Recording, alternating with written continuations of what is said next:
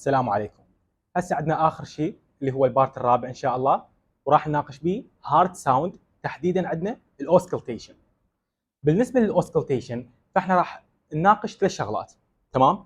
عندنا اولا نورمال هارت ساوند، ادد ساوند، والمرمر. تمام؟ فبكل اوسكلتيشن يعني انت من تسوي اوسكلتيشن ذن الثلاثه لازم نذكرهم.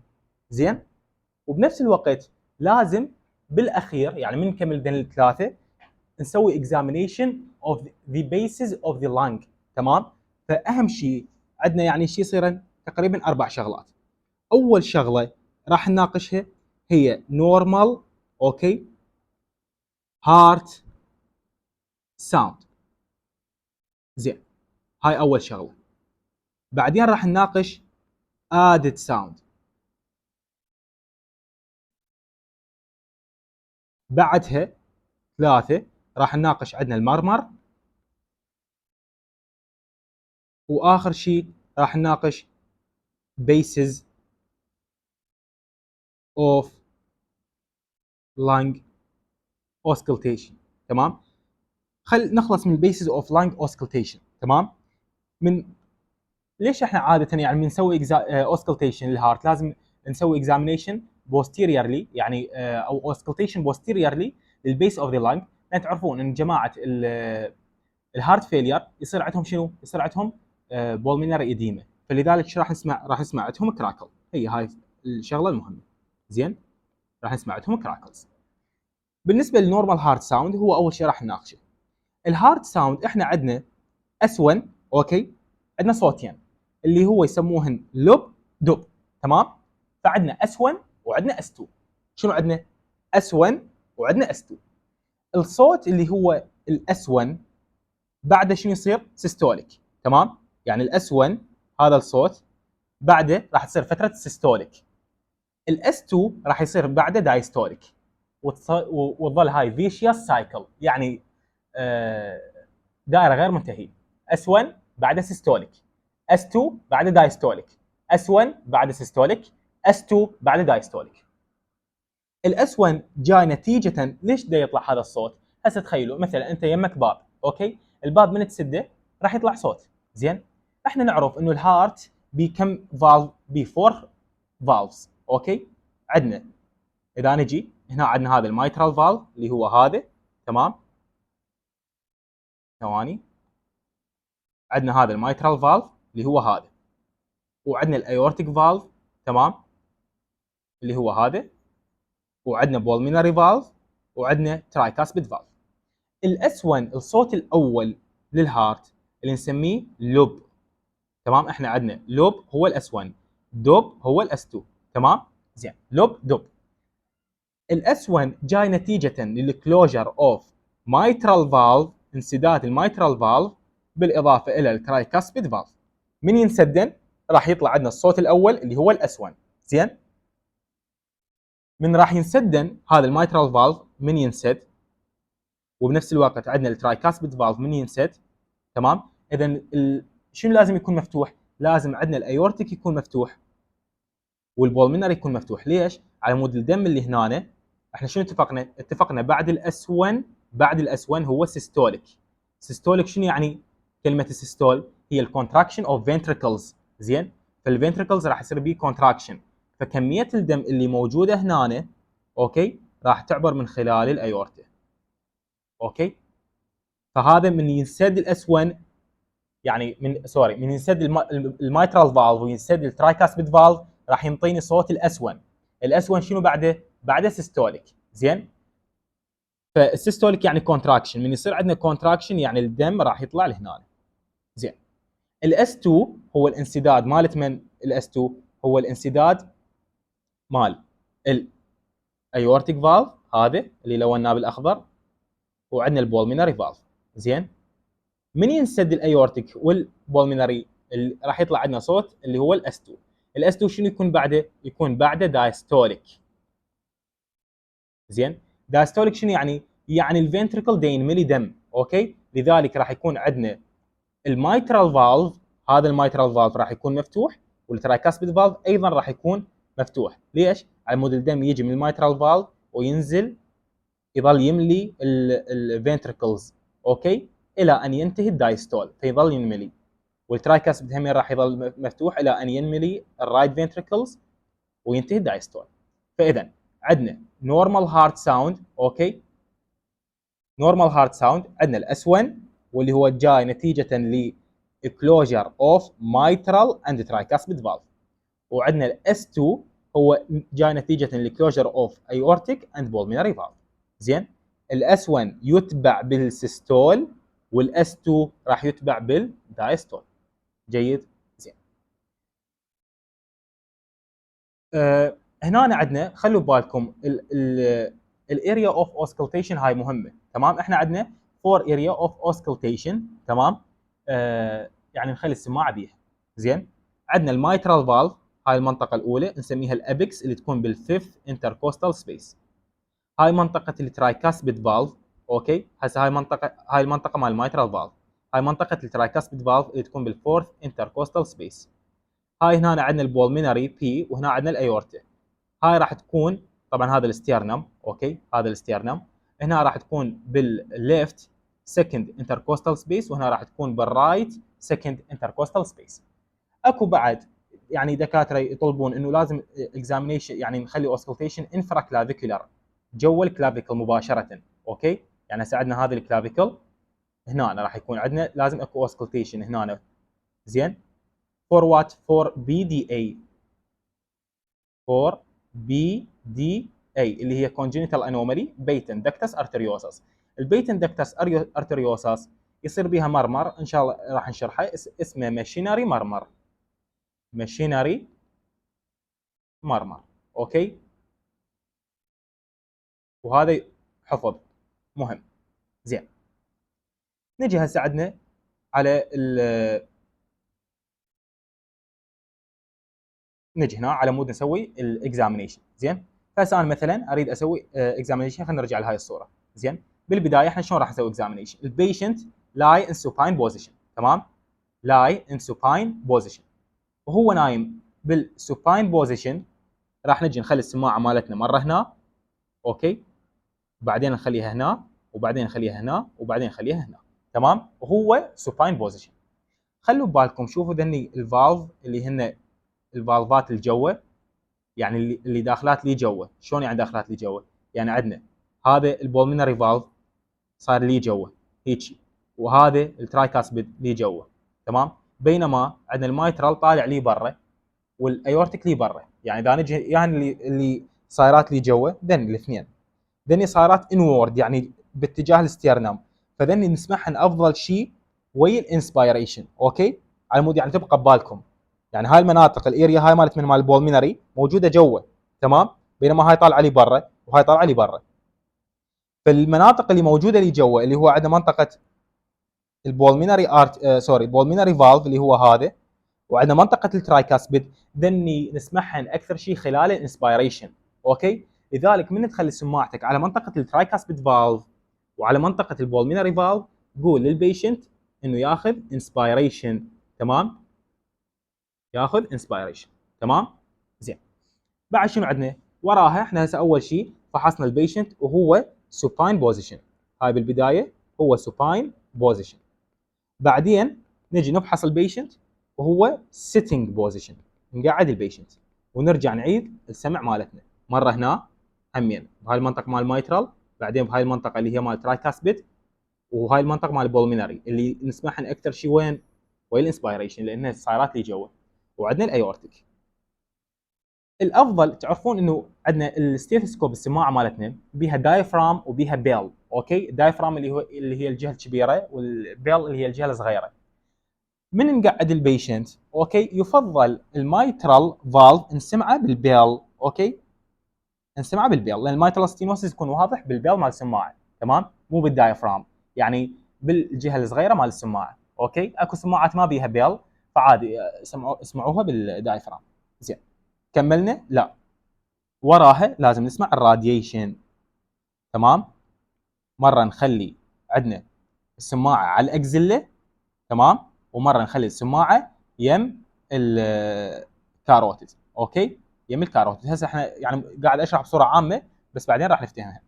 يم الاكزيلا على مود شنو؟ على مود المايترال ريجرجيتيشن. المايترال ريجرجيتيشن من يصير مايترال ريجرج بالفالف هذا مايترال فالف ريجرجيتيشن، الراديشن يصير لهنا مال المرمر مالته على الاكزيلا، بينما الايورتيك ستينوسيس الراديشن يصير على الكاروتيد ارتري. تمام؟ زين. فهسه احنا اذا نجي في حال ما سمعنا الصوت مال المايترال، نفس الشيء اللي سويناه بالابيكس بيت، turn the patient to the left side. تمام؟ زين. فهسه خلينا نجي نشرحها. عندنا follow the same site that you identify، اللي راح نسوي شنو هو؟ identify the first and second heart sound اللي هو الاس 1 والاس 2. الاس 1 منين يجي؟ نتيجه الانسداد مالت من؟ مال الترايكاسبيد والمايترال، والاس 2 ايورتيك وبولمينري. زين. by simultaneously palpating the carotid pulse. the S1 زين، راح يقول لك شلون تعرف هذا الاس 1 او الاس 2؟ الاس 1 احنا قلنا immediately وراه شنو يصير عندنا سيستول، اوكي؟ بينما الاس 2 يكون وراه دايستول. زين، فلذلك نفضل نخلي ايدنا على الكاروتيد على مود من يصير سيستول، الصوت اللي ورا السيستول هذا شنو راح يكون اس 2، والصوت اللي قبل السيستول هذا راح يكون اس 1. تمام؟ تمام. assess the character and the intensity of S1 وال S2. راح نشوف اذا اكو any splitting of S2، يعني نعلق. احنا اول شيء قلنا راح شنو نناقش؟ نناقش الاس 1، اوكي؟ سوري، نورمال هارت ساوند. النورمال هارت ساوند هو عندنا الاس 1 وعندنا الاس 2. الاس 1 اشوف شنو الباثولوجي اللي يجي ممكن بيه الاس 1، ممكن يكون لاود اس 1، ممكن يكون كوايت اس 1. تمام؟ زين. الاس 2 هم ممكن يكون لاود، ممكن يكون كوايت، وممكن يكون سبليتنج، ينقسم. تمام؟ يعني شنو سبليتنج؟ احنا مو قلنا الاس 2 هو جاء نتيجه انغلاق الايورتيك والبولمينري فالف، فعندنا مين ينسد الايورتيك والبولمينري واحد ورا الثاني هيك. سبليتنج يعني اي مسافه يلا ينسد البي، وهسه نشرحها واحنا شرحناها اصلا بالفيديوهات اللي قبل. زين، فهاي الاشياء اللي نناقشها. اذا ذني ما موجودات فاذا نورمال اس 1 نورمال اس 2. اذا بالنورمال هارت ساوند انا عندي اس 1 واس 2. الاس 1 اشوف هل هو لاود لو كوايت، الاس 2 اشوفه هل هو لاود كوايت سبليتنج. تمام؟ زين.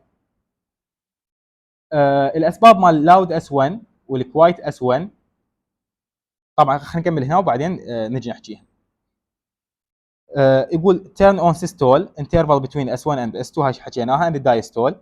listen specifically for added heart sound اللي هن الاس 3 والاس 4، additional sound مثل ejection click، opening snap راح نشرحها، والبريكارديال رابس والمرمار. تمام؟ زين. listen with your stethoscope diaphragm at the apex، lower left sternal border، upright and left sternal border، اللي هي الاماكن اللي شرحناها وين نسمع بيهن. احنا شنو قلنا؟ نسمع هنا بالفيفث انتركوستال سبيس اللي هي الابكس والفورث والسكند انتركوستال والرايت سكند انتركوستال، هي نفسها المناطق اللي راح نخلي بيها الدايفرام مالتنا. listen with your bell، البيل وين نخليه؟ بالابكس وباللور ليفت ستيرنال بوردر على مود المايترال ستينوسيس، احنا غالبا بالابكس. زين، تذكرون يا هي الفالفات اللي نسمعها بالانسبيريشن، يا هي الفالفز اللي نسمعها افضل شيء بالانسبيريشن، الفالفات اللي موجودات لي جوا، اللي هو عندنا الترايكاسبيد فالف وعندنا بنفس الوقت البولمينري فالف، مو تنسوهن. زين. اذا ما سمعنا rule the patient to their left side، اوكي؟ اذا ما سمعنا صوت على مود نسمع الابكس اريا. زين. بعدين قلنا اذا هو سوباين راح شو نسوي؟ البيشنت نقعده sitting بوزيشن ونرجع نسمع المناطق نفسها. اوكي. نجي هسه الفيرست هارت ساوند. قلنا الفيرست هارت ساوند هو عباره عن الصوت اللي يجي نتيجه انغلاق closure of the mitral and tricuspid valve at the onset of ventricular systole. الباثولوجي اللي ممكن تصير به quite loud variable. quite يعني صوته يكون ناصي. يمتى يكون quite؟ اذا low cardiac output، poor left ventricular function، rheumatic mitral regurgitation، long BR interval. تمام؟ الصوت راح يكون quite هنا ناصي. زين؟ يمتى راح يكون الصوت مالتهن عالي؟ اذا اكو mitral stenosis. اوكي؟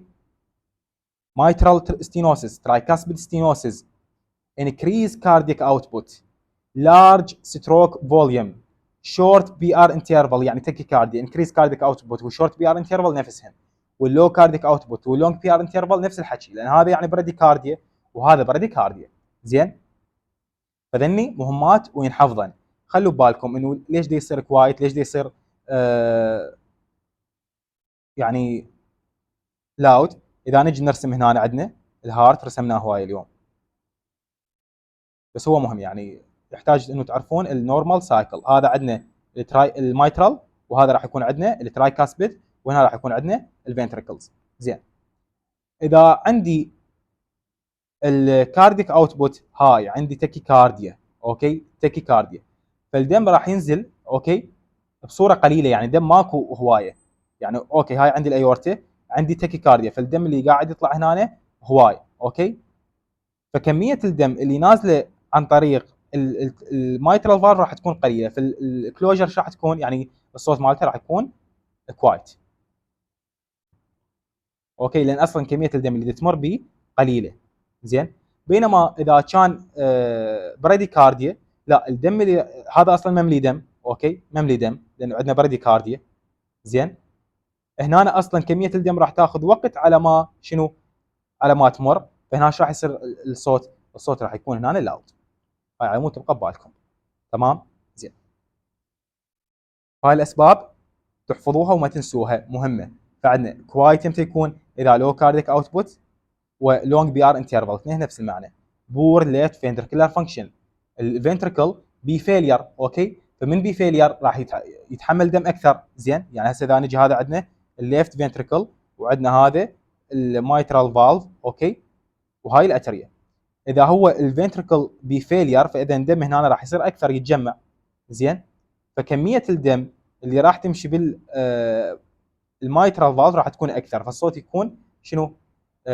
كوايت. سوري، هنا الكميه لو، فهنا الصوت راح يكون كوايت. اللاود عكسه، عندنا انكريز كارديك اوتبوت، لارج ستروك فوليوم، مايترال ستينوسيس، شورت بي ار انترفال، اتريال ميكزوما. فاريبل يعني يختلف الصوت، ممكن لا مره كوايت مره لاود. اهم شيء الاتريال فبريليشن، اهم شيء الاتريال فبريليشن. هذني مهمات اوكي، لا تنسوهن. بالنسبه للسكند هارت ساوند اللي هو قلنا اسمه دوب، هو عباره عن الكلوجر مالت من مال الايورتيك والبولمينري فالف. تمام. زين، شنو الباثولوجي اللي ممكن تصير به؟ ممكن يكون كوايت. تمام، اللي هو وين يكون كوايت؟ اذا كان لو كارديك اوتبوت راح يكون كوايت. ايورتيك ستينوسيس راح يكون كوايت. ايورتيك ريجرجيتيشن راح يكون كوايت. تمام. سيستميك هايبرتنشن، بولمينري هايبرتنشن راح يكون لاود. ليش يكون لاود؟ اذا نجي همين نرجع نرسم، هذا عندنا الهارت اوكي، وعندنا هذا الايورتا وهذا البولمينري. من يكون اكو سيستميك هايبرتنشن هنا، الدم راح يدخل بالقوه اوكي، فالصوت ايش راح يكون؟ يعني اكو هنا ريزيستنس، اكو هنا ريزيستنس للفلو مال البلاد اوكي، فالدم ايش راح يكون هنا؟ الصوت هنا راح يكون لاود. تمام. واذا هنا همين عندي نفس الشيء، اذا عندي بولمينري ريجيرج سوري بولمينري هايبرتنشن، راح يكون الصوت ايضا لاود. السبليتنج هذا اهم شيء بالاس 2. هسه عندنا لاود ايورتيك ستينوسيس، ايورتيك ريجيرجيتيشن، سوري بولمينري هايبرتنشن، سيستميك هايبرتنشن. اذا كان عندي كوايت، الساوند يكون كوايت، فعندي ايورتيك ستينوسيس وايورتيك ريجيرجيتيشن. سبليتنج، شنو هو السبليتنج؟ احنا نورمالي الهارد ساوند اوكي، نجي هذا نورمال، عندنا هنا الايورتا تنسد، بعدها مباشره تنسد البولمينري. عندنا اكو شيء اسمه وايد سبليتنج، يعني نشوف اكو انسداد بس اكو مسافه بيناتهم، وايد سبليتنج يسمونه هذا اوكي. اكو عندنا فيكست سبليتنج اللي هو الاي 2 ينسد بعد البي 2 بصوره ثابته، هذا اكثر شيء نشوفه بالاي اس دي. وعندنا ريفيرسد سبليتنج، شنو يعني ريفيرسد؟ يعني معكوس، يعني البولمينري ينسد قبل الايورتا. تمام، قبل الايورتيك فالف. احنا نورمالي اللي لازم ينسد اول شيء هو الايورتيك فالف، بعده يلا ينسد البولمينري فالف. من ينسد البولمينري فالف بعد الايورتيك فالف، هذا راح يصير شنو اسمه؟ راح يصير اسمه ريفيرس سبليتنج. زين، بالنسبه للسبليتنج عندنا وايدن ان انسبيريشن. زين، يعني اللي هو هذا اكو عندنا فيزيولوجيكال واللي شرحناه احنا، تذكرون من قلنا انه اذا هم لازم نرجع نرسم الهارت.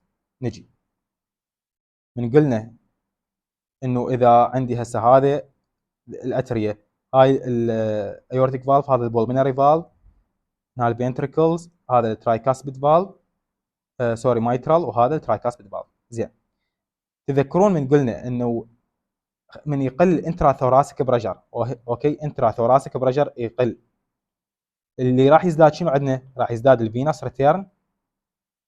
زين، فينس ريتيرن. زين، الفينس ريتيرن من يزداد يعني مور بلاد راح يصير عندنا بالاتريا، بالرايت اتريا، وهذا البلاد اللي هو هوايه راح ينقل وين؟ هنا. فيعني مور بلاد صار عندي بالرايت، يعني هسه على مود نرسمها، هاي كميه البلاد اللي موجوده وين؟ بالرايت فنتريكل، وهاي كميه الدم اللي موجوده بالليفت فنتريكل. زين، كميه الدم وين اكثر؟ هنا، صح ولا لا؟ بهاي المنطقه. وكميه الدم وين اقل؟ هنا. زين، فتوقعون ياهو ينسد اول الايورتيك فالف اللي هو هذا اللي هو البولمنري فالف. طبعا اللي راح ينسد اول هو الايورتيك فالف، لان كميه الدم اللي بيه قليله فراح تطلع بسرعه. فاذا ينسد عندي الايورتيك فالف واسمع الصوت مالته، يسمونه A2.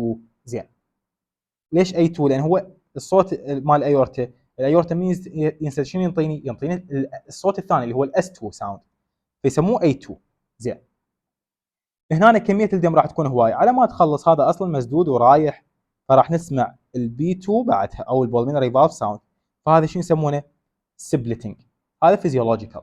زين، اكو اسباب باثولوجيكال تمام تسوي لنا سبليتنج بنفس الطريقه. اوكي، يعني هم يعني الاي ينسد بعدها البي. كمثال رايت باندل برانش بلوك، بولمينري ستينوسيس، بولمينري هايبرتنشن، فنتريكولار سبتال ديفكت. يعني شلون؟ اذا عندنا رايت باندل برانش بلوك، رايت باندل برانش بلوك، انتم تعرفون احنا عندنا مثلا اذا نجي هنا، اوكي، شنو انا عندي؟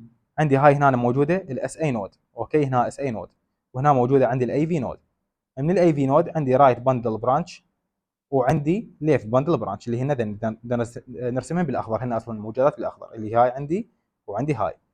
زين، اذا اكو عندي بلوك هنا مسدوده، فالكهربائيه وين راح تروح؟ راح تمشي بالليفت، فهنا راح يصير كونتراكشن بالليفت، فالدم راح يطلع من خلال الايورتا بالليفت، وهذا اصلا بعد ما صار بكونتراكشن. هذا الكونتراكشن بيتاخر الكهربائيه على ما توصل له، تجي متاخره. ليش تجي متاخره؟ لان اصلا هنا اكو بي بلوك، هاي الحمراء هنا عندنا بلوك. زين، فاللي راح يصير هذا اصلا اجت له صار بي ديبولرايزيشن وصار بي كونتراكشن وطلع الدم، فطلع عندي الاي 2. بس هذا بعد ما وصلت للكهربائيه، من توصل للكهربائيه؟ طبعا الكهربائيه توصل له منا، مو تجي هاي الكهربائيه هيجي تمشي بعدين يلا ترجع لهنا. اوكي، هاي اب نورمال. طبعا هو النورمال شلون لازم الكهربائيه تجي؟ بالضبط هيش تجي، تروح لهنا وبنفس الوقت تروح لهنا بنفس الوقت، يعني اثنين يصير بيهم سيمولتينوسلي انه يصير بيهم كونتراكشن. بالرايت باندل برانش بلوك هنا اصلا احنا عندنا بلوك بهاي المنطقه، فماكو كهربائيه فراح ينسد بعدها. زين، فعندنا اي بي صار هيجي. بعد شنو عندنا؟ اكو كونديشن، اذا عندنا بولمينر ستينوسيس، هذا البولمينري فالف، هذا البولمينري فالف مسدود، اوكي مسدود، وهنا عندي اكو بلاد، وهنا همين عندي اكو بلاد. الايورتا مفتوحه والبولمينري مسدود، يا تتوقعون راح يطلع الدم بسرعه؟ طبعا بالايورتا، الايورتا مفتوح، الفالف مالته ما بي ستينوسيس نورمال، فراح يطلع عندي الساوند مال الايورتا. البولمينري ايش بيه؟ مسدود، فعلى ما يطلع راح يطلع على كيفه، لان هو اصلا شويه متضيق يعني ستينوسيس، فيطلع الصوت بعدها، فيصير عندنا سبليتنج. تمام، هاي الفكره من السبليتنج. زين، عندنا بعد تايب اوف سبليتنج اللي هو فيكست سبليتنج، هذا راح نشرحه. وعندنا ريفيرس سبليتنج. ريفيرس سبليتنج هذا وين نشوفه؟ اذا واحد مثلا عنده ليفت باندل برانش بلوك، او هايبرتروفيك كارديومايوباثي، او ايورتيك ستينوس. شلون يعني؟ نجي نشرحها على نفس الرسم. اذا واحد عنده الايورتا هي اللي مسدوده، نعكسها هسه، الايورتا اللي مسدوده بس هذا البولمينري مفتوح. زين، فعندنا هنا همين بلاد، وهنا عندي بلاد. زين، الدم وين راح يطلع بسرعه؟ طبعا بالمكان اللي مفتوح اللي هو البولمينري، فراح يطلع بسرعه. وهذا مسدود، فراح اسمع يا صوت اول شيء راح اسمع البولمينري، وهذا على ما يطلع راح اسمع بعدين الايورتيك، فراح يصير البولمينري اول شيء ينسد، بعدين يلا الايورتا. نورمالي احنا المفروض ينسد الايورتا بالبدايه، فهذا يسمونه ريفيرس سبليتنج. شنو اسمه هذا؟ ريفيرس سبليتنج، يعني معكوس. هاي لازم تخلوها ببالكم. تمام زين. هاي بالنسبه للسبليتنج، اتمنى يعني واضحه هي. كمان اوسكي كويستشن عندنا شلون الاي اس دي اللي هو الاتريال سبتال ديفكت يسوي سبليتنج. تمام. السبليتنج مال الاتريال سبتال ديفكت دائما يجي وزاري، يعني بالاطفال اجى مرتين والباطنيه اجى مره واحده. يسمونه شنو؟ يسمونه وايد فيكست سبليتنج. تمام. اللي دا يصير شنو عندنا؟ هذا الليفت اتريا وهذا الرايت اتريا، اكو فتحه بيناتهم. الضغط راح يروح، الدم ينقل من منطقه الليفت اتريا لان ضغطها اعلى فتروح للرايت اتريا، ومن الرايت اتريا ايش راح تروح؟ لل يعني للليفت للرايت فنتركل. زين. هاي العمليه هي كرونيك، يعني هو البيشنت انولد بهاي الشغله كرونيك. زين. فاللي راح يصير شنو عندنا؟ يصير عندنا وايد فيكست سبليتنج، ثابته ما تتغير، نوت فار وذ ريسبيريشن، لان هي اصلا كونجينيتال مال فورميشن البيشنت اجى بيها. زين. فعندنا بالاتريال سبتال ديفكت براكتيكولاري عندنا السكندم تايب، احنا عندنا بيها برايمام وسكندم، تاخذوها بالاطفال انواع. ليفت تو رايت شانت، من جهه الليفت للرايت راح يصير عندنا شانت من الليفت تو ذا رايت، ليفت تو ذا رايت. زين. بلاد وين راح يروح؟ للرايت اتريوم والرايت فنتركل leading to chronic right ventricular volume overload. فراح يصير عندنا prolonged right ventricular systole and delayed closure of pulmonary valve. تمام. فايش ينطيني؟ wide fixed splitting. ليش راح يصير delayed closure بالبولمينري؟ لان الدم هنا راح يصير اكثر، دا يجي دم منه. اوكي. فتحه اكو موجوده، يعني هو الدم نورمالي مين قاعد يجي؟ قاعد يجي هنا من مكانين. عندنا هاي سوبيريور فينا كيف تنزل دم. اوكي. وهاي اكو فتحه تنطي دم، فكميه الدم كتحصيل حاصل راح تكون اكثر هنا.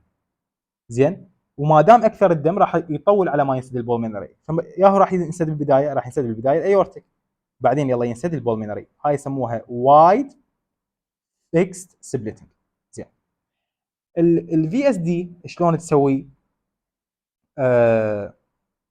شلون تسوي سبليتنج؟ نجي عليها. ventricular septal defect همين ليفت تو رايت. ليش ليفت تو رايت؟ لان الضغط يكون اعلى هنا بالليفت فنتريكل، الضغط اعلى من الرايت فنتريكل. زين. الا في حاله واحده هسه راح نشرحها. فمن الليفت فنتريكل راح يروح الدم للرايت فنتريكل، فالدم وين راح يكون اكثر؟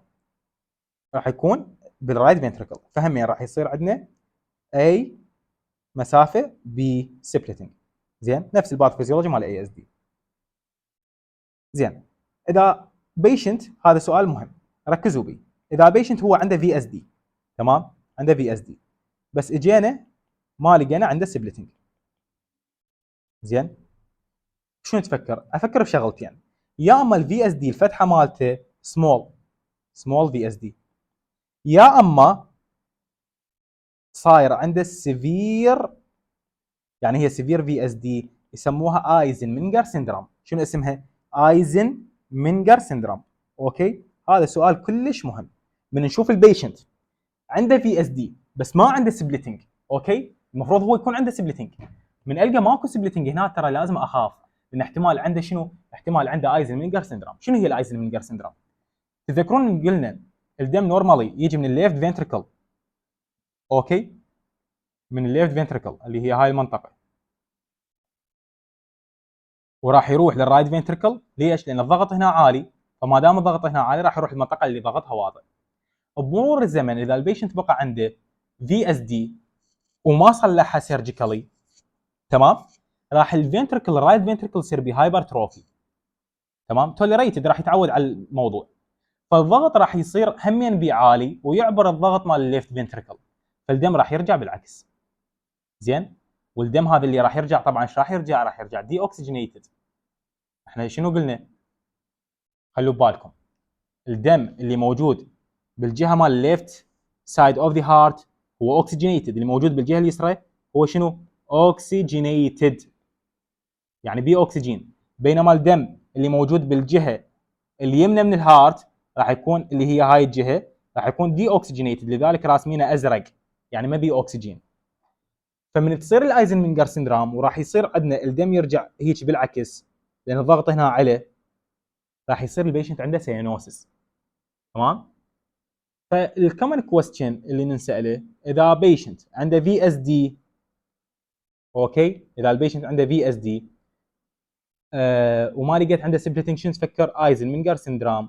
زين، راح يقول لك زين بيشنت في اس دي بس لقيت عنده سيانوسز، شنو تفكر؟ همين ايزنمنجر سندروم. ليش؟ لان الدم اللي دا يجي منه ويروح هيجي ايش دا يكون؟ دا يكون دي اوكسجينيتد، ما بي اكسجين، واذا ماكو اكسجين يعني سيانوسز بلوج ديسكلاريشن. تمام، فهمناها؟ اوكي. عندنا اكو بعد كوز اوف سبليتنج اوف اس 2 اللي هو بيسنج، فنتريكولار بيسنج. شنو الفنتريكولار فنتريكولار بيسنج؟ خلينا نشرح على هاي الرسمه، هي مو مهمه بس يعني احيانا يسالون بيها. زين، شنو عندنا؟ عندنا هذا البيس ميكر. البيس ميكر عاده وين يخلوه؟ يخلوه بالرايت فنتريكل. وين يخلوه؟ بالرايت فنتريكل. زين، فاللي دا يصير انه الكهربائيه توصل مثل ما دا نشوف هاي الكويل هنا بالرايت فنتريكل. زين، فالكهربائيه توصل للرايت فنتريكل بالبدايه، فياهو يعني الدم راح يعبر من خلال البولمينري بالبدايه، بعدين يلا يعبر من الايورتا، فيسوي لي ريفيرس سبليتنج. زين، ليش؟ لان مخلين الكويل هاي مال البيس، يعني الليد، الفنتريكل ليد اللي هذا هو هذا قدامكم، هذا الفنتريكولار ليد، وين مخلوه؟ مخلينه سوري بالرايت سايد. فمن مخلينه بالرايت سايد راح يصير عندنا هنا اول شيء نسد البولمينري، لان هو هذا الليد ايش راح يسوي؟ هو البيشنت ليش خلينا له بيس ميكر؟ لان البيشنت ما عنده نورمال يعني ديبولاريزيشن. زين، فيخلوا له هذا الليد على مود هو هذا يحفز الكهربائيه. فمن تجي الكهربائيه طبيعي راح تروح للمكان اللي بيه الليد. الليد وين موجود؟ بالرايت فنتريكل. فالرايت فنتريكل هو راح تجي الكهربائيه بالبدايه، وهو اللي راح يصير بيه كونتراكشن. زين، فراح يعبر الدم من خلال البولمينري، يصير عندي بولمينري يعني بي اي ريفيرس سبليتنج. يعني بالعكس احنا المفروض قلنا ينسد الاي بعدين البي، هنا راح ينسد البي بعدين الاي. زين، هاي جريد اوف انتنسيتي اوف مرمر مهمه جدا. تمام، شلون تحفظوها؟ جريد 1 heard by an expert in optimum condition. يعني جريد 1 المرمر اذا كان جريد 1 يسمع فقط الدكتور اللي يكون اكسبيرت، ولازم اوبتيمم كونديشن، يعني السماعه مالته لازم تكون اوبتيمم، المكان اللي موجود به يكون اوبتيمم وهيك. الجريد الثاني نون اكسبيرت بس همين اوبتيمم كونديشن، يعني ممكن طالب مثلنا يسمعه بس باوبتيمم كونديشن، مو اخصائي. الجريد الثالث ايزي تو بي هيرد بس ما بيثرل. الجريد الرابع لاود مرمر وذ ثرل، بيثرل. فشنو السؤال اللي نسال به دائما يعني يحبون يسالوه؟ يقول اذا بيشنت عنده ثرل تتوقع المرمر مالته يا هو الجريد مال المرمر؟ اقول له دكتور جريد 4 وفوق. ليش جريد 4 وفوق؟ لان احنا قلنا بالجريد الرابع اكو ثرل وذ ثرل. زين، فمن ينطيني الدكتور كيس البيشنت عنده ثرل، اوكي، فاذا الجريد مالته مال المرمر هو 4 وفوق، يعني يا اما 4 يا اما 5 يا اما 6، مو واحد من ذني. زين، الجريد الخامس يكون فيري لاود. الجريد السادس حتى نسمعه بدون ستيثوسكوب، فهذا مهم. يعني الجريد الاول انه heard by expert in optimum condition. الجريد الثاني نون اكسبيرت بس همين باوبتيمم كونديشن. الجريد الثالث ايزلي هيرد بس ما بيثرل. الجريد الرابع بيثرل، هنا فيري لاود، هنا نسمعه وذ ستيثوسكوب. هذا مهم. زين، هسه عندنا الهارد ساوند، عندنا ثيرد هارد ساوند، وعندنا يعني الادد ساوند. الادد ساوند راح نشرح عندنا 5 ساوند. عندنا ثيرد هارد ساوند، وعندنا فورث هارد ساوند، وعندنا ايجكشن كليك، وعندنا اوبننج سناب، وعندنا بريكارديال فريكشن راب. ده اللي راح اشرح هسه. زين، نجي اول شيء عندنا الثيرد هارد ساوند. الثيرد هارد ساوند اوكي هو عباره عن ايرلي دايستوليك. خلوا بالكم ثيرد هارد ساوند وفورث هارد ساوند هن اثنين دايستوليك ساوند نسمعها خلال السيستول دايستول سوري، بس الثيرد نسمعه ايرلي بالديستول، يعني بدايه الدايستول. ديستول شنو؟ بالدايستول، اوكي، بينما عندنا الفورث نسمعه ليت ان دايستول. زين، فعندنا الثيرد هارد ساوند اسمعه يمتى؟ ايرلي دايستوليك ساوند. زين، منين يجي لي هذا؟ rapid ventricular filling immediately after opening of the atrioventricular valve and is therefore heard after the second heart sound. فهو يمتى نسمعه بعد السكند هارت ساوند. ليش؟ لان هو عباره عن من شنو اجى نتيجه rapid ventricular filling. rapid هاي مهمه تتاشر، ما اعرف ليش مأشرها. rapid ventricular filling. تمام؟ يعني الفنتركلز ينملن بسرعه. ليش ينملن بسرعه؟ نتيجه الاوبن مال الفالف. زين، يعني ما اعرف اذا كاتب هنا او لا، بس هسه مثلا نجي هنا على مود نشرحها هنا. ثواني.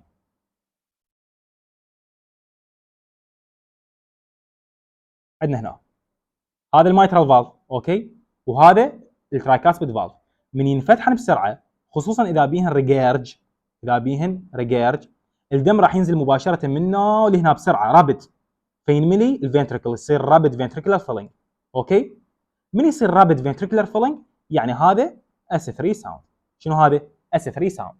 فاذا سالنا الاس 3 ساوند وين تسمعه؟ اقول له بالايرلي دايستول. ايرلي دايستول. شنو السبب مالته؟ رابد فنتريكولار فيلينج. شنو السبب مالته؟ رابد فنتريكولار فيلينج. الفنتريكلز تنملي بسرعه بالدم. زين؟ اوكي. فنجي على من؟ نجي على الكوزز مالتهم، مال الاس 3 ساوند. زين؟ الاس 3 ساوند الاسباب مالته ممكن بي فيزيولوجيكال وممكن بي باثولوجيكال. فيزيولوجيكال هيلثي ادلت اللي هو الاثليتس، هم من هنا مكتوبه بريجننسي وفيفر. باثولوجيكال اهم شيء مايترال ريجيرج، وعندنا بورلي كونتراكتنج ليفت فنتركل. بورلي كونتراكتنج ليفت فنتركل، فعندنا مايترال ريجيرج وهم زائدا ترايكاسبيد ريجيرج. تمام؟ زين. فهو عباره عن شنو؟ هذا الثيرد هو عباره عن رابيد فنتركلار فيلينج، لا تنسوه. فاذا الاس 1 ليش صار عندي اس 1؟ لان عندي المايترال والترايكاسبيد دا ينسدن. الاس 2 الايورتا والبولمينري دا ينسدن. الاس 3 رابيد فنتركلار فيلينج. رابيد فنتركلار فيلينج. زين. الاس 4 هذا من ليش يجي؟ انتبهوا لي هنا. It caused by forceful atrial contraction. تمام؟ الاتريا قاعد يصير بي كونتراكشن، بس هاي لا، هو صح forceful atrial contraction against non-compliant or stiff ventricle. الفنتركل non-compliant او stiff. تمام؟ وين نشوفه اكثر شيء؟ بالليت فنتريكولار هايبرتروفي نتيجه للهايبرتنشن، ايورتيك ستينوسيس او هايبرتروفيك كارديومايوباثي. تمام؟ زين. فمثلا اذا عندنا مثلا هنا الهارت مالتنا، هذا الهارت، هوايه رسمنا الهارت بس مو مشكله. وهنا عندنا هذا الايورتا وهذا البولمينري. زين. من عندي الاتريا دا يصير بي كونتراكشن فورسفول. هسه هذا الاتريا، انا شنو احتاج على مود يطلع عندي الاس 4 ساوند؟ احتاج شرطين. شرط بالاتريا لازم يكون الاتريا بي فورسفول كونتراكشن، هذا واحد. الشرط الثاني عندي بالفنتركل، الفنتركل لازم يكون نون كومبلاينت، نون كومبلاينس فنتركل. زين. فهنا لازم عندي الكونتراكشن قوي، فمن يكون عندي كونتراكشن قوي، اوكي، هنا عندي كونتراكشن قوي. بعد شنو عندي؟ لازم يكون الفنتركل نون كومبلاينت ستيف. شنو يعني ستيف؟ يعني لازم بيه هايبرتروفي هيك. اوكي، هاي هايبرتروفي. الهايبرتروفي ممكن شنو يسويها؟ الايورتيك ستينوسيس اذا هذا مسدود، او سيستميك هايبرتنشن، البيشنت عنده ريزيستنس بالايورتيك سيركوليشن. تمام؟ او هايبرتروفي كارديومايوباثي. هاي ايش راح تنطيني؟ اس 4 ساوند. تمام؟ اس 4 ساوند. تتوقعون وين ما يصير؟ ما يصير ابدا، هاي مهمه. الاس 4 ساوند ما يصير بالاتريال فيبريليشن. ليش ما يصير بالاتريال فيبريليشن؟ لان الاتريال فيبريليشن هو فيبريليتري كونتراكشن، يعني اصلا ما يصير بكونتراكشن. واحنا شنو الشرط مالتنا بالاتريا؟ لازم بي فورسفul كونتراكشن. الاتريال فيبريليشن اصلا ما بي كونتراكشن، هو مجرد رجفان. زين.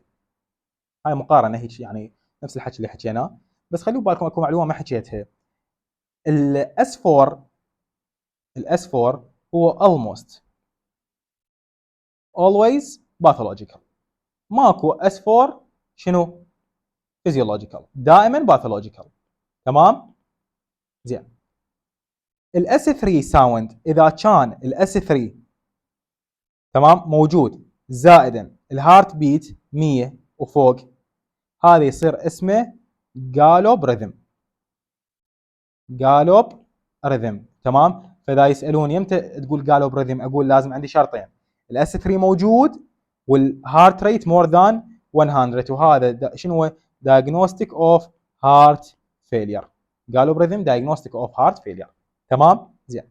فاذا عندنا اخذنا هسه الساوند. الاس 1 هو جاء نتيجه الانسداد الترايكاسبيد والمايترال فالف. الاس 2 هو نتيجه انسداد الايورتا والبولمنري. الاس 3 هو نتيجه شنو؟ رابيد ventricular filling. الاس 4 بشرطين: forceful contraction of the atria against stiff ventricle. تمام زين. يمتى نقول الاس 3 قالوا بريذم؟ اذا لقيت اس 3 زائد الهارت ريت equal or more than 100 beat per minute. زين. عندنا بريكارديال فريكشن راب. البريكارديال فريكشن راب هذا اللي تعرفوه عليه انه هو شنو؟ ساوند اوكي يكون باي فيزيك. تمام، يعني نسمعه خلال السيستول والدايستول. زين. نسمعه خلال الاكسبيريشن اكثر شيء. تمام. انديكيشن اوف شنو؟ انديكيشن اوف بريكاردايتس. الساوند هذا شلون يكون؟ يعني الصوت مالته فريكشن، يعني مثل الاحتكاك. اوكي، كانما لاير طخ بلاير. زين. فنسمعه بالاكسبيريشن ونسمعه بنفس الوقت وين؟ العفو، الاكسبيريشن ومن يكون البيشنت عنده بيريكاردايتس.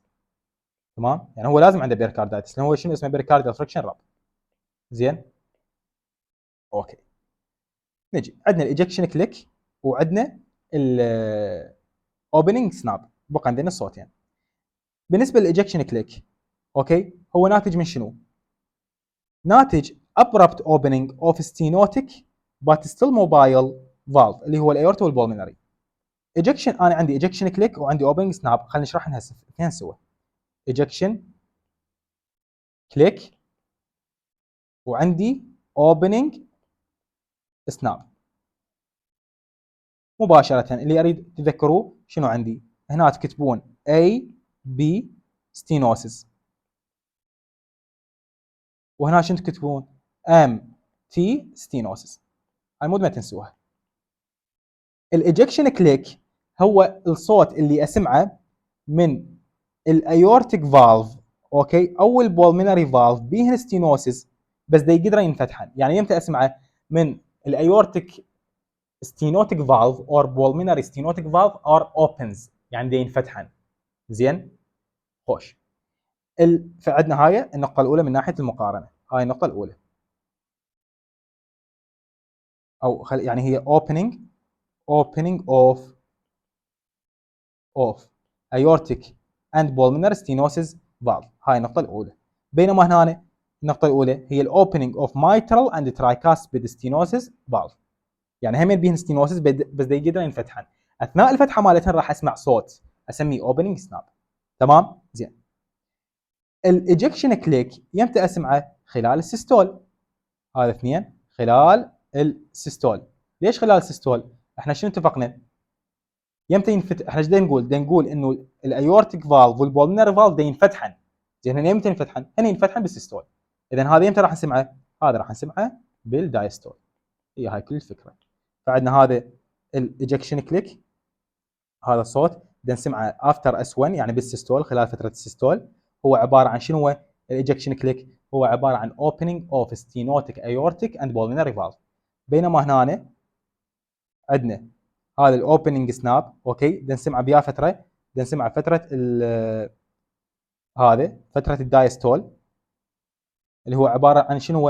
هو عباره عن الاوبننج مال المايترال والترايكاسبيد ستينوتيك فالف. تمام؟ زين. هسه لهنا خلصنا الادد ساوند، شرحنا النورمال هارت ساوند وشرحنا الادد ساوند. هسه راح نجي للميرمر. الميرمر هو شنو عباره؟ هو عباره عن تيربلنت فلو اوف بلاد بالهارت.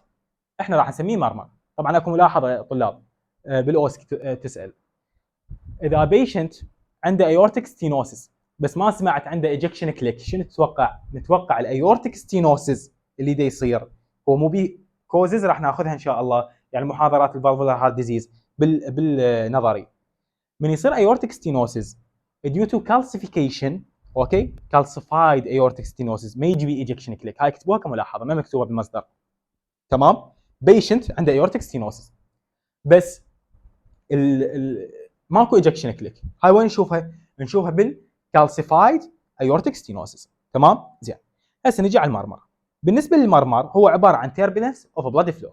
خلونا متفقين انه عندنا احنا سيستوليك مرمر، دايستوليك مرمر. دايستوليك مرمر ما راح تسمعوه بالمستشفى، تمام؟ رير، كلش رير. زين؟ وحتى لو تسمعون مرمر يعني كلش الا تتاكدون انه هيك مليون بالمية متاكدين هو دايستوليك مرمر، يلا تقولون هذا دايستوليك مرمر. لان هو كلش رير. زين؟ وما يجيبوه بالاوسكي. فاذا اللي نركز عليه هو سيستوليك مرمر. زين.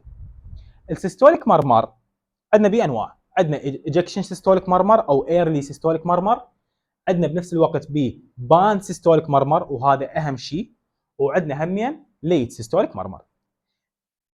اذا نجي على الايجكشن سيستوليك مرمرز، زين، شنو الاسباب مالتها؟ اوكي، حفظوا حتى لو بس ثلاثه.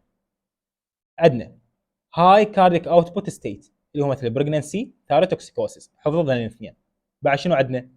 عندنا الاي اس دي، تمام؟ زين. وعندنا الايورتيك ريجيرج والايورتيك ستينوسيس والبولمينر ستينوسيس.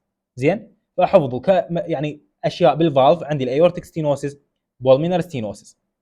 ولا تدوخون، هسه انا راح اعلمكم طريقه بعد ما تنسون بيها، يمتى يصير عندنا سيستوليك مرمر يمتى يصير عندنا دايستوليك مرمر، ما راح تنسوها. زين. هاي الايجكشن سيستوليك مرمر. زين. يعني هو شنو ايجكشن سيستوليك مرمر؟ يعني خلال السيستول، هسه اذا هاي فتره السيستول، اوكي، هاي فتره السيستول، اذا صار المرمر بالبدايه هذا راح نسميه ايجكشن سيستوليك مرمر بالبدايه. اذا بالاخير راح يصير ليت سيستوليك مرمر. اذا على طول السيستول راح نسميه بان سيستوليك مرمر على طول السيستول. تمام؟ فعندنا اذا صار بالبدايه المرمر هذا ايجكشن، يعني اسمع وي سيستول، يعني بدايه السيستول. اذا بالاخير هذا ليت. اذا على طول شو اسمه، على طول السيستول هذا بان سيستوليك مرمر. زين. اهم شيء هو هذا البان سيستوليك مرمر. 3 كونديشن. ذنين درخن، مايترال ريجيرج، ترايكاسبيد ريجيرج، وعندي شنو بعد؟ وعندي بنفس الوقت في اس دي، فنتريكولار سبتال ديفكت. تمام؟ زين.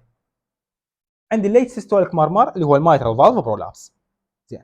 هسه على مود نفتهم سالفه المرمر، شلون نفتهمها؟ احنا يحتاج نتصور ذني، اوكي؟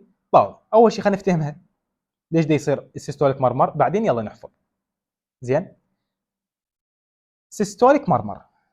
زين. عندي خل اول شيء نناقش السيستوليك مرمر، ليش دا يصير عندنا سيستوليك مرمر ويمتى نتوقع يصير عندنا سيستوليك مرمر؟ سيستوليك يعني دا يصير خلال شنو؟ دا يصير خلال السيستول. تمام؟ اللي هو خلال شنو يعني سيستول؟ شنو يعني سيستول طلاب؟ يعني كونتراكشن. زين. كونتراكشن اوف فنتريكل. فاذا الكونتراكشن اوف فنتريكل شنو لازم يكون عندي مسدود؟ لازم يكون عندي مسدود، يا هو لازم يكون عندي مسدود. هاي بالنورمال بدنا نحكي. المايترال فالف لازم يكون مسدود، والترايكاسبيد فالف لازم يكون مسدود. صح ولا لا؟ زين.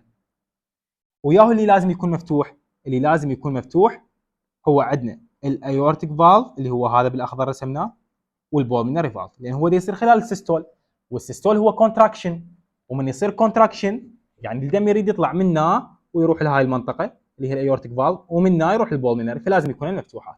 صح ولا لا؟ زين. هاي بالنورمال. اعكس ذن الحالات راح يصير سيستوليك مرمر.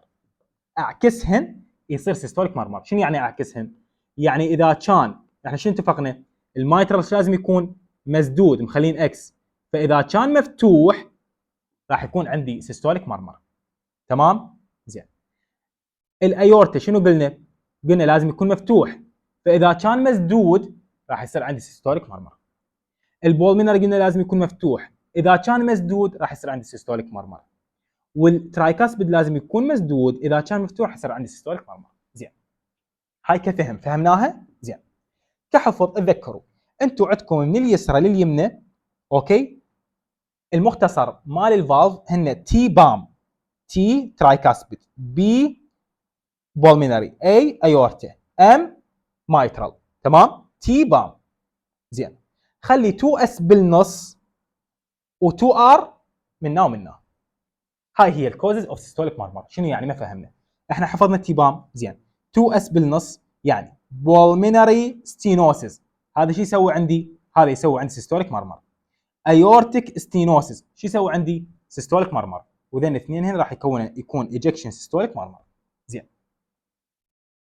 بعد مايترال ريجيرج، ترايكاسبيد ريجيرج، هذا راح يكون عندي همين سيستوليك مارمر، وذن اثنينهن المايترال ريجيرج والترايكاسبيد ريجيرج اوكي ايش راح يكونن؟ راح يكونن بام سيستوليك مارمر. فعلى مود لا تنسوها، تحفظون انه عندكم تي بام على مود السيستوليك مارمر 2 اس نخليه بالنص ومن هنا ار بالاطراف. فعندي شنو؟ بولمينري، اذا اجي هسه هنا بولمينري ستينوسس، ايورتيك ستينوسس، مايترال ريجيرج، ترايكاسبيد ريجيرج، دنا صار عندي سيستوليك مارمر. زين. الدايستوليك عكسها، عندي هذا التي بام نفسهن، راح اخلي 2 ار بالنص و2 اس بالبريفري. زين. فايش راح يصير عندي؟